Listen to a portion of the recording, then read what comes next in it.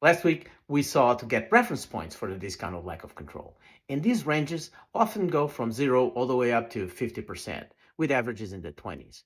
This week, we're going to see how to go from that to the final discount for lack of control. Is it going to be the average, lower, or higher?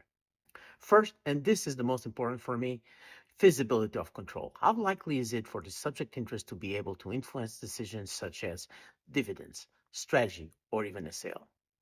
Could this subject interest gather a coalition of other shareholders to act, or is there effectively no path to control? Second, what are the rights attached to the subject interest? Is this a well-governed company with minority protections and perhaps a supermajority vote required for a sale? Or are we somewhat in a hot mess environment with limited or no voting rights and where a controlling shareholder does what he or she pleases?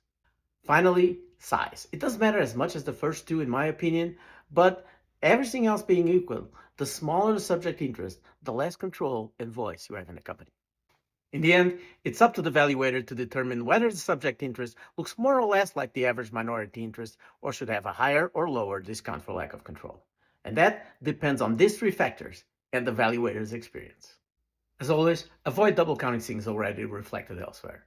The discount for lack of control is about the subject's interest ability to influence decisions in the company and its rights to do so.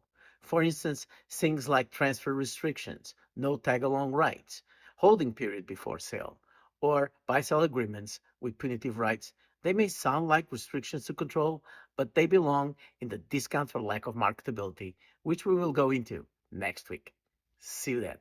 Gatto Consulting, Business Valuations, Fractional Financial Services, Strategy, M&A.